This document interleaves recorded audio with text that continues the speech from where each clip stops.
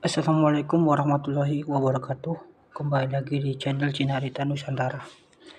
Kali ini saya akan menceritakan sejarah pindahnya pusat kekuasaan ke Gelgel, Bali. Kerajaan Gelgel mulai berdiri pada tahun 1383 dengan Ida Idewa Ketut Anggulesir sebagai rajanya yang pertama. Gelarannya setelah menjadi penguasa baru adalah Dalem Ketut Semara Kapakisan.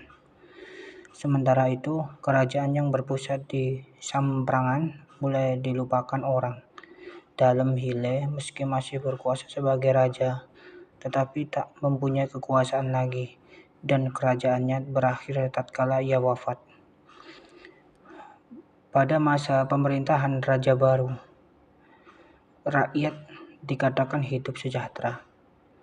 Bahkan ia sempat menghadap Raja Majapahit sebagai yang disebutkan dalam kitab Nagara Kertagama bagian 81 halaman 5. Dalam bab dalam disebutkan bahwa raja bertolak ke Majapahit diiringi para menteri dan pembesar kerajaan. Mereka berangkat dari Bali dengan menggunakan perahu dan perjalanan pulang pergi itu memakan waktu 1 bulan.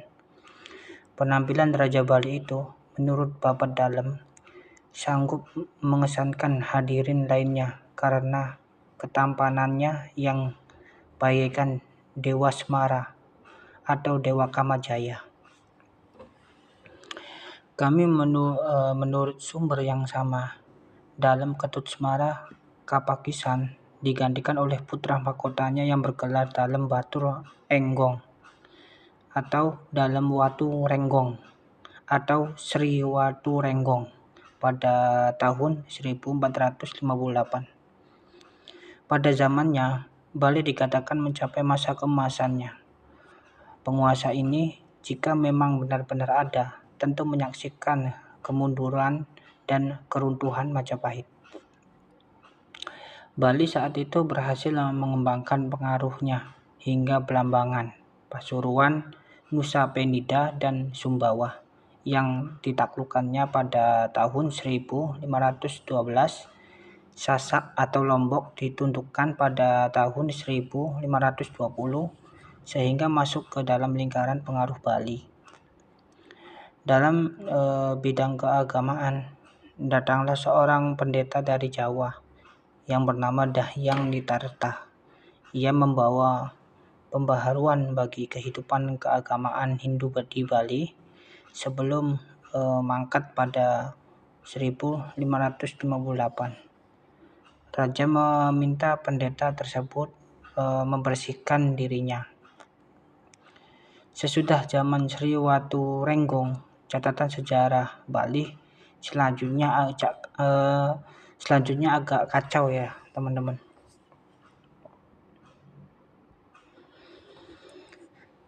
Berdasarkan sumber-sumber yang ada, pengganti raja tersebut adalah putra tertuanya yang bernama Idewa Pemahyun atau Dalem Bengkung tahun 1558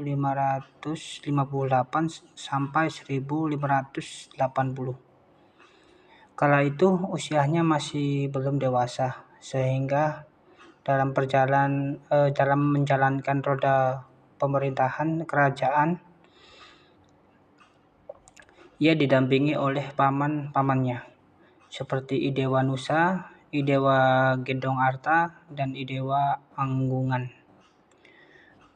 Kepemimpinan dalam Bekung boleh dikatakan lemah sehingga pecah pemberontakan besar-besaran yang dipimpin oleh Pati Gelgel bernama Rakrian Batan Jeruk atau Satu Gusti Arya Batan Jeruk pada tahun 1556. Patih yang memberontak itu ternyata bersekutu dengan paman Raja Kadiri, yakni Idewa Anggungan.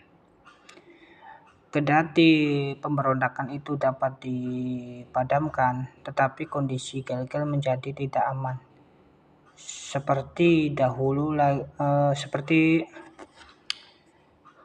Kendati pemberontakan itu dapat dipadamkan, tetapi kondisi Gelgel menjadi tidak aman seperti dahulu lagi.